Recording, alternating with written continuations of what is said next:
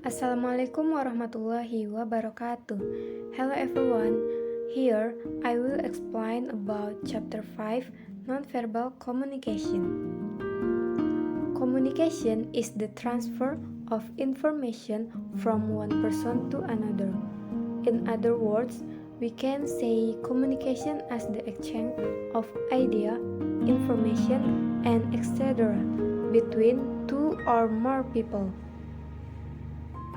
Okay, the first A. Body language or kinesics. Body language can be defined as the conscious and unconscious movement and postures by which attitude and feeling are communicated.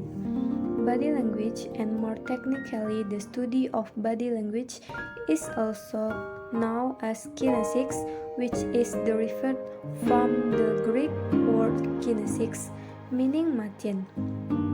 They includes 1. Body movement.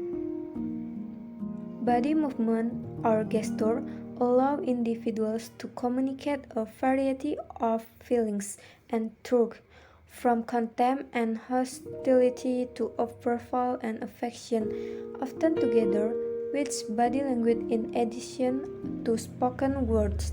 Body language are a crucial part of everyday conversation, such as chatting, describing a route, or negotiating price on a market, etc. Next, 2. Body position.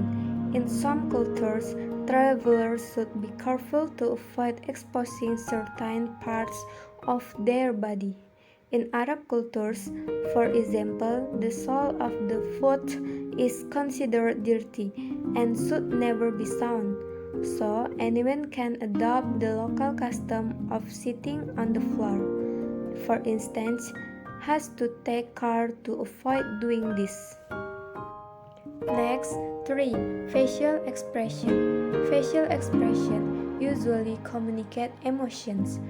The expression tells the attitude of the communicator. It's now generally accepted that certain basic facial expressions of human emotion are recognized around the world, and that the use and recognition of this expression is genetically inherited rather than socially conditioned or learned. 4. Dress. Since the time of our cave dweller ancestor, people paid great deal of attention to clothes. They made clothes out of tree leaves, animals' hide, and now we have excellent apparel industry that use artificial material to manufacture clothing. Our clothing is a part of our cultural identity. Next, B. Eye contact or acoustics. Eye contact is the meeting of the eyes between two individuals. In humans, eye contact is a form of nonverbal communication and has a large influence on social behavior. The study of the eyes is sometimes known as acoustics. Jadi, kontak mata berkembang dalam konteks budaya dan tatapan yang berbeda, memiliki arti yang berbeda pula di seluruh dunia. Kebiasaan dan pentingnya kontak mata itu sangat bervariasi antar budaya dengan perbedaan agama dan sosial yang sering mengubah maknanya. Contohnya itu, menurut ajaran agama Islam, seorang muslim harus menurunkan tatapan mereka dan mencoba untuk tidak fokus pada lawan jenis. Contoh lainnya, anak-anak Jepang diajari untuk mengarahkan pandangan mereka ke wilayah jakun atau simpul dasi guru mereka. Mereka dilarang untuk menatap matanya secara langsung. Jadi semua bentuk interaksi sosial yang memberikan makna sosial, kontak mata ini ditentukan secara budaya. Next, C. Touch or haptics. Touch is culturally determined, but each culture has a clear concept of what parts of the body one may not touch. Basic message of touch is to affect or control, protect, support, disapprove, hug, kiss, hit, and kick. Contohnya di Amerika Serikat, jabatan tangan adalah hal yang biasa bahkan untuk orang asing. Pelukan, ciuman untuk lawan jenis atau keluarga biasanya dengan cara yang semakin intim. Okay, next. The body distance. Proxemics or personal space is defined as the study of the amount of space that people find comfortable between themselves and others. People are usually more comfortable standing closer to family members than to strangers. The study of the way that people use physical space to convey message is called proxemics.